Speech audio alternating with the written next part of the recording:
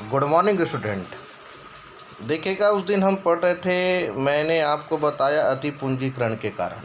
अब हम अध्ययन कर रहे हैं अल्प पूंजीकरण, अंडर कैपिटलाइजेशन।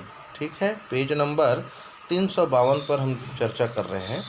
ठीक है, तो ये अल्प पूंजीकरण का अर्थ और परिभाषा में उस दिन भी बताया था, लेकिन आज भी रिपीट कर रहा हूँ। देखिएगा, इसी को ही अवपूंजीकरण, इसी को ही अल्प पूंजीकरण देखिए कहते हैं। अवपूंजीकरण या अल्प पूंजीकरण से आशय उद्योग की संपूर्ण आवश्यकताओं के अनुपात में पूंजी का अपर्याप्त होना है। अल्प पूंजीकरण प्रायः ऐसी परिस्थितियों में होता है जब उद्योग उन्नति नहीं करते और प्रवर्तक पर्याप्त पूंजी आकर्षित करने में असमर्थ रहते हैं। श्री गेस्टनबर्ग के शब्दों में अगर कहें तो एक उद्योग अल्प पूंजीकरण से उस समय ग्रस्त होता है जबकि उसके द्वारा अपनी प्रतिभूतियों पर चुकाए गए लाभांश की दर में वर्ग की अन्य कंपनियों की तुलना में अपवादजनक रूप से अधिक होती है।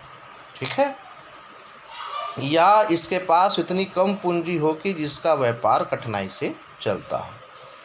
देखिएगा, अल्प पूंजीकरण के क्या कारण हो सकते हैं। तो पूंजी न मिलने का भय। कभी कभी होता है क्या, यदि संचालकों को यह भय हो कि उन्हें बाजार में आवश्यकता मात्रा में पूंजी उपलब्ध नहीं होगी तो कम पूंजी का निर्गमन करते हैं तथा पूंजी संबंधी आवश्यकताओं को ऋणों से पूरा कर लेते हैं।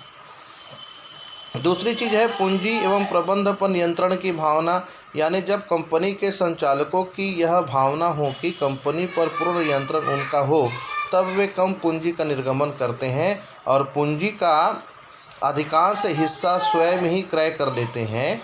इस कारण बाद में पूंजी की कमी महसूस होने लगती है। मंदी, तीसरा कारण होता है मंदी, यानी जो कंपनियां मंदी के समय में स्थापित होती हैं उनके सामने तेजी के समय अल्प पूंजीकरण की समस्या उत्पन्न होती है।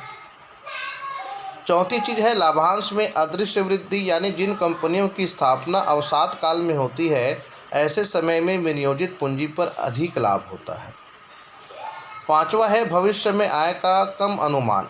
वित्तीय योजना का निर्माण करते समय आय का कम अनुमान लगा दिया जाता है और इसी आधार पर पूंजी की प्राप्त की जाती है। तो ये भी एक कारण हो सकते हैं। तो इस प्रकार से अल्प पूंजीकरण के कारण मैंने 5 बताया। देखिएगा, अल्प पूंजीकरण के दोष या हानि क्या होगी। 9.23 जी पर देख रहे हैं। इविल ऑफ अंडर कैपिटलाइजेशन, यानी अल्प पूंजीकरण का सबसे बड़ा दोष यह है कि इनमें उपभोक्ताओं में असंतोष की भावना उत्पन्न हो जाती है। कंपनी को लाभ देने की दशा में श्रमिकों की मांग में वृद्धि हो जाती है, ये हानियां हैं। और अल्प पूंजीकरण की दशा में कंपनियों के समापन का भय बना रहता है। पूंजी नहीं रहेगी तो ऐसी स्थिति में कंपनी जो है समापन की ओर अग्रसर हो जाते हैं। चौथी चीज़ है कंपनियों के पास अपर्याप्त साधन होते हैं, इसलिए उन्हें बाहरी साधनों पर निर्भर रहना पड़ता है। अपर्याप्त साधन होने के कारण उन्हें बाहरी संसाधनों पर क्या होना पड़ता है, निर्भर होना पड़ता है। ये भी इसके दोष हैं। पूंजी की मात्रा कम होने पर कंपनियों को प्रारंभ से ही ऊंची ब्याज दर पर पूंजी उधार लेनी पड़ती है। ये इसी कारण कंपनी की आय का बहुत बड़ा हिस्सा ब्याज चुकाने में चला जाता है। पांचवी चीज़ है, देखिए छठवीं चीज़ है, इसमें आलोचना से बचने के लिए संचालक जानबूझकर कम लाभ दर्शाते हैं, जिसके फलस्वरूप गुप्त संचय यानी सीक्रेट रिजर्व का निर्माण होता है। इसका दुरुपयोग होने पर अंशधारियों को हानि उठानी पड़ती है। अब उसके बाद आ जाता है 9.23 एच, यानी अति पूंजीकरण श्रेष्ठ है या अल्प पूंजीकरण, ये प्रश्न हमेशा आता है। तो मैं आपको बता दूं कि ना अति पूंजीकरण श्रेष्ठ है ना अल्प पूंजीकरण श्रेष्ठ है। ये दोनों किसी भी उपक्रम संस्था फर्म के लिए एक रोग और बीमारी के समान है, जो मैंने आपको पहले ही बताया था। देखिएगा, अति पूंजीकरण तथा अल्प पूंजीकरण के दोषों को देखने से यह स्पष्ट होता है कि दोनों ही अच्छे नहीं हैं, दोनों ही दीर्घकालीन रोग के चिन्ह हैं।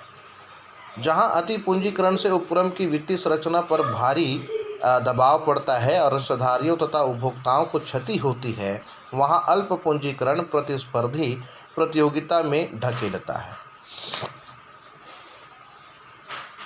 और कर्मचारियों उपभोक्ताओं के शोषण के है ना, बीज बोता है, लेकिन अंशधारी व समाज तो उपक्रम की समृद्धि से ही लाभ प्राप्त करते हैं, है ना। और इस प्रकार अति पूंजीकरण व अल्प पूंजीकरण दोनों ही घातक हैं, किंतु अल्प पूंजीकरण अपेक्षाकृत कम घातक है ना। फिर भी दोनों ही स्थितियों से बचना बेहतर होता है, किंतु अल्प पूंजीकरण अपेक्षाकृत कम घातक है, फिर भी दोनों स्थितियों से ही बचना पड़ता है। एक आदर्श पूंजी कलेवर के लक्ष्य को प्राप्त करने का प्रयास सदैव होना चाहिए, और जिसमें ना तो अति पूंजीकरण हो, ना ही अल्प पूंजीकरण उपयुक्त पूंजीकरण हो। तो इस प्रकार हम दोनों में देखते हैं कि अति पूंजीकरण श्रेष्ठ नहीं है और ना ही अल्प पूंजीकरण श्रेष्ठ है, इसलिए आदर्श पूंजीकरण की स्थापना होनी चाहिए। ठीक है, आज के लिए बस इतना ही, अगले कालखंड में फिर मुलाकात होगी। Thank you.